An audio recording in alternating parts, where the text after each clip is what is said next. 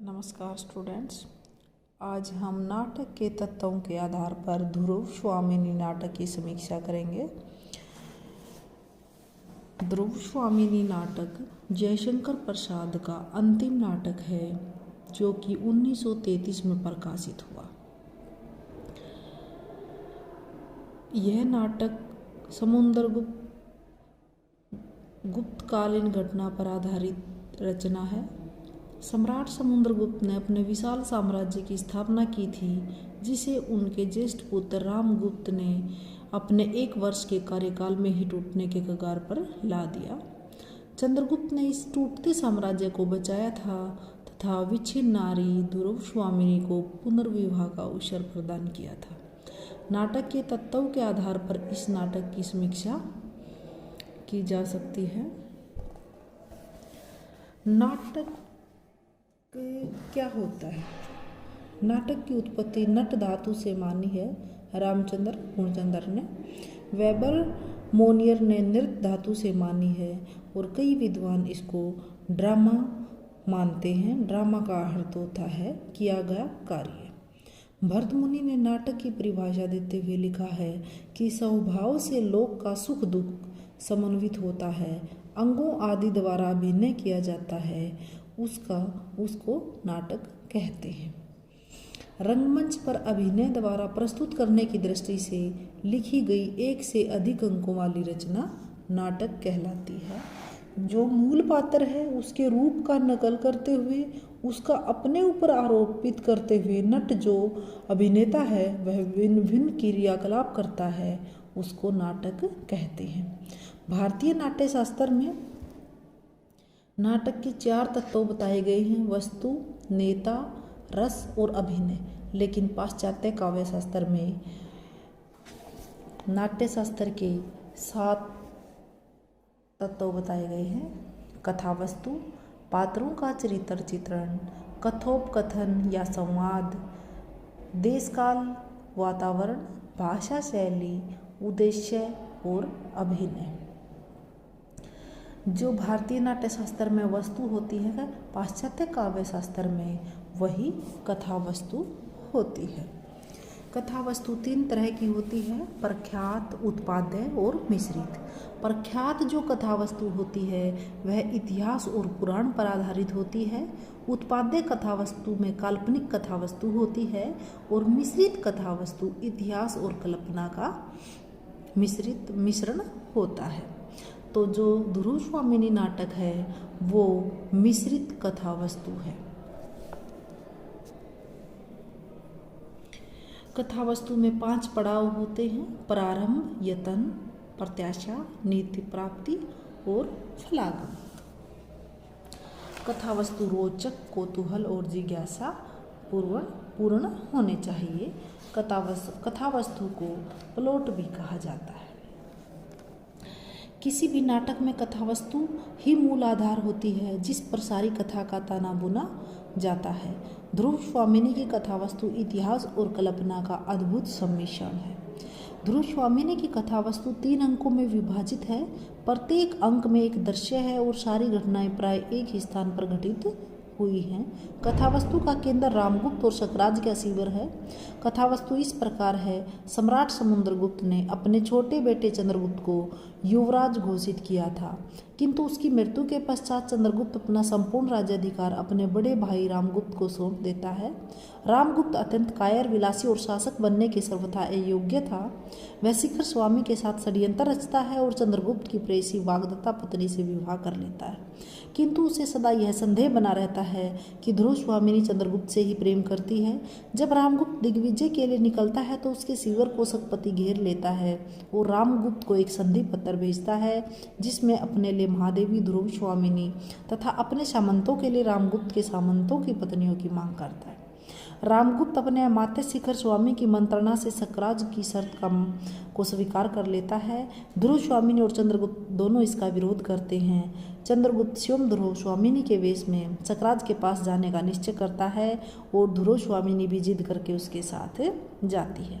सकराज के शिविर में चंद्रगुप्त सकराज का द्वंद्व युद्ध में वध कर देता है, जिसके फलस्वरूप उसकी सारी सेना तितर बितर हो जाती है। इसी बीच सकराज की प्रेमिका कोमा अपने पिता मिहिर देव के साथ वहां आती है और ध्रुव स्वामिनी से सकराज के शव को ले जाने की अनुमति चाहती है। ध्रुव स्वामिनी उसे उसकी आज्ञा प्रदान कर देती है, किंतु रामगुप्त के सैनिक सकराज का शव ले जाते हुए कोमा और मिहिर देव का वध कर देते हैं। इससे सामंतों में रामगुप्त के प्रति रोष घृणा उत्पन्न हो जाती है।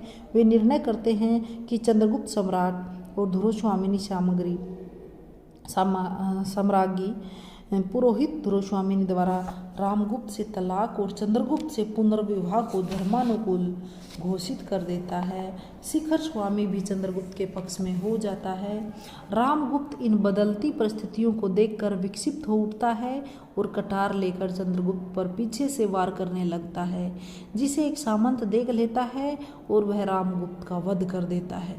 परिषद द्वारा चंद्रगुप्त को सम्राट और ध्रुव स्वामिनी को महर्षि घोषित कर दिया जाता है। इस प्रकार ध्रुव स्वामिनी नाटक की कथा वस्तु अत्यंत सुगठित है, जो सहज रूप से विकसित होती है और इसमें सभी जगह रोचकता और जिज्ञासा बनी रहती है। इसमें समस्त कथा रूढ़ियों का भी पालन किया जाता है। दूसरा है पात्र।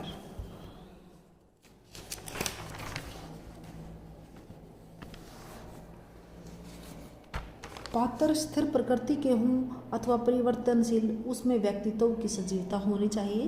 पात्र लेखक के हाथ की कठपुतली नहीं होने चाहिए, वे अपने कु और सु से युक्त होने चाहिए।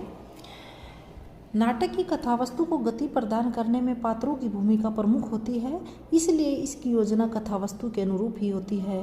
ध्रुव स्वामिनी इस दृष्टि से सफल और उत्कृष्ट नाटक है। ध्रुव स्वामिनी के प्रमुख पात्र चंद्रगुप्त, ध्रुव स्वामिनी और रामगुप्त के समान ही गौण पात्र मिहिर देव, मंदाकिनी, कोमा आदि सभी जीवन की सहज रेखाओं से निर्मित हैं।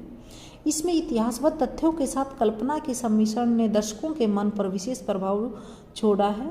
इन सभी पात्रों में वर्ग विशेष का प्रतिनिधित्व दिखाई देता है।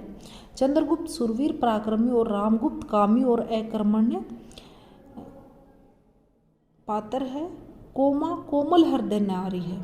ध्रुव स्वामिनी नारी जीवन की व्यथा को भोगने वाली और नारी स्वतंत्रता की समर्थक है।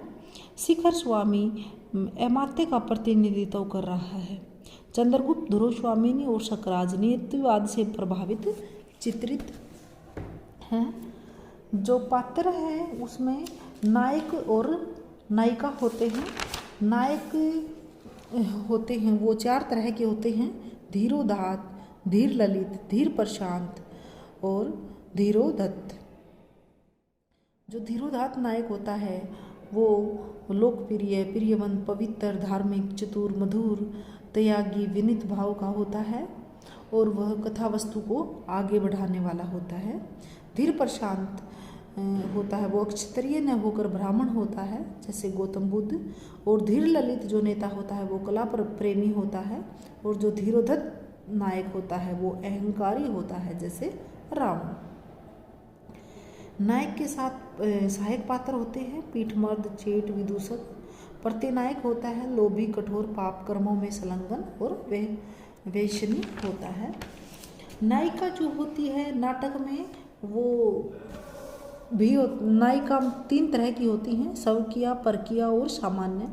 स्वकीया जो नायिका होती है वह नायक की पत्नी होती है। स्वकीया नायिका के भी तीन भेद होते हैं: मुग्धा, मध्या और प्रौढ़ा। मुग्धा जो नायिका होती है वो आयु में कम होती है और उसमें लज्जा भाव अधिक होता है। मध्या जो नायिका होती है वो प्रौढ़ होती है, लज्जा और काम भाव समान होते हैं। प्रौढ़ा जो नायिका होती है वो प्रगल्भा नायिका भी उसको बोलते हैं, आयु में प्रौढ़ और काम भाव भी अधिक होता है। परकीया नायिका होती है वो नायक की पत्नी नहीं होती है। इसके दो भाग आगे चलकर यह भी दो प्रकार की होती है: ऊढ़ा और अनूढ़ा। ऊढ़ा होती है वो विवाहिता नायिका होती है और अनूढ़ा होती है वो अविवाहित होती है। सामान्य जो नायिका होती है उसको गणिका भी कहते हैं। इसको प्राय नाटक में इसके ऊपर प्राय नाटक नहीं लिखे जाते और यह पुरुष से प्रेम न करके धन से प्रेम करती है। अवस्था के आधार पर नायिका के भेद स्वाधीन पति का ऐसी प्रेमिका होती है जिसका पति उसके अधीन होता है। वाक सज्जा ऐसी प्रेमिका होती है कि उसका प्रिय आने वाला होता है, उसके लिए वह स्वयं को सजा कर रखती है और अपनी सैया को भी सजाती है। विरोध कंठिता जो नायिका होती है उसका प्रिय कहीं बाहर जाता है, बाहर है और वह मिलने जाती है, लेकिन वह किसी कारणवश वहाँ पर पहुँच नहीं पाता है। खंडिता जो नारिका होती है उसका पति उसको छोड़कर किसी दूसरी प्रिया के पास जाता है।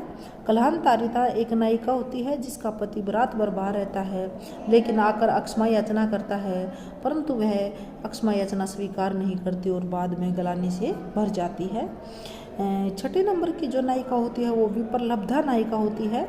मिलने के संकेत स्थल पर पहुंच जाती है और बाद में पता चलता है कि वह किसी और से मिलने गया है। प्रोसित पति का ऐसी नायिका होती है जिसका पति विदेश चला गया है। और आठवीं जो नायिका होती है वो होती है अभिसारिका, जो स्वयं तैयार होके प्रिय से मिलने जाती है। अभिसारिका के दो भाग होते हैं, शुक्ला, दो प्रकार की होती हैं ये, शुक्लाभिसारिका और कृष्णाभिसारिका। शुक्लाभिसारिका जो चांदनी रात में सफ़ेद वस्त्र पहन के अपने प्रिय से मिलने जाती है, और कृष्णाभिसारिका जो काले वस्त्र पहनकर रात को अपने पति से मिलने जाती है। नाटक में जो नायक हैं या पात्र हैं वो मन वचन कर्म से अपने युग के प्रतिनिधि होने चाहिए और उनमें मनोवैज्ञानिक संगति होनी चाहिए। ध्रुव स्वामिनी का जो चरित्र चित्रण है वो पूर्ण मनोवैज्ञानिक आधार पर हुआ है, जो प्रेम चंद्रगुप्त से करती है पर विवाह रामगुप्त से करना पड़ता है। अनेक मानसिक यातनाओं को सहती है। पति द्वारा अस्त्रों को उपहार में देने का निर्णय, पूर्व प्रेमी द्वारा रक्षा और अंत में पुनर्विवाह उसके मनोवैज्ञानिक चरित्र निर्माण के पक्ष में ही है। नेक्स्ट है जो नाटक का तत्व संवाद योजना। नाटक की सफलता उसके पात्रानुकूल संवादों पर निर्भर करती है। संवाद नाटकीय, छोटे, प्रभावशाली तथा परिस्थितियों के अनुकूल होने चाहिए। ध्रुव स्वामिनी नाटक में सेवाओं की योजना पात्रों की स्थिति के अनुरूप है। ध्रुव स्वामिनी की व्यवस्था का सजीव चित्र लेखक ने उसकी वाणी से प्रस्तुत किया है। अरे यह क्या मेरे भाग्य विधाता, यह कैसा इंद्रजाल। उस दिन राज पुरोहित ने कुछ आहुतियों के बाद मुझे जो आशीर्वाद दिया, क्या वह अभिशाप था। इस राजकीय अंतपुर में सब जैसे एक रहस्य छिपाए हुए चलते हैं, बोलते हैं और मौन हो जाते हैं। और जो संवाद हैं वो बिल्कुल संवाद में जो उनके हैं वो प्रसंग, परिस्थिति तथा पात्रों के अनुरूप होने चाहिए। अगर जैसे कि पात्र पौराणिक है तो उसको अंग्रेजी भाषा बोलते हुए नहीं दिखाना चाहिए, ये अनुचित हो जाएगा। नेक्स्ट जो है वो है देश काल और वातावरण। देश काल की दृष्टि से जो ध्रुव स्वामिनी नाटक है वो गुप्त साम्राज्य का नाटक है और वातावरण की दृष्टि से वो ऐतिहासिक नाटक है। देश काल और वातावरण का अर्थ होता है कि नाटक किस देश में लिखा गया और वातावरण वहाँ का कैसा था। तो नाटक रंगमंचीय होते हैं, अतः इनमें देश काल और वातावरण का विशेष ध्यान रखा जाता है। तो ध्रुव स्वामिनी नाटक की कथा का आधार ऐतिहासिक है, क्योंकि इसका जो समय है वो सन 380 ईस्वी के लगभग माना जाता है। लेखक ने तत्कालीन शासक रामगुप्त की विलासिता एवं अयोग्यता, सकराज के आक्रमण एवं संधि की विचित्र शर्तों, चंद्रगुप्त की वीरता, ध्रुव स्वामिनी की निर्भीकता, राजनीतिक षड्यंत्र आदि का यथार्थांकन किया गया है। नारी को उपहार की वस्तु मानना, पर स्त्री गमन, नारी जागृति, धार्मिक कर्मकांडों के स्थान पर धार्मिक जागरूकता आदि का वर्णन भी लेखक ने यथासंभव किया है। नेक्स्ट है भाषा शैली। नाटक की भाषा कैसी होनी चाहिए। नाटक की भाषा सरल, ओजपूर्ण, पात्रानुकूल व सहज होनी चाहिए। तो इस ध्रुव स्वामिनी नाटक में इस बात का प्रसाद जी ने ध्यान रखा है कि जो भाषा सरल, सहज व पात्रानुकूल है। उद्देश्य भारतीय काव्यशास्त्र में जो नाटक का उद्देश्य होता है वो धर्म, अर्थ, काम और मोक्ष की प्राप्ति होता है। इसमें सफलता या कामयाबी का यथार्थ चित्रण हो।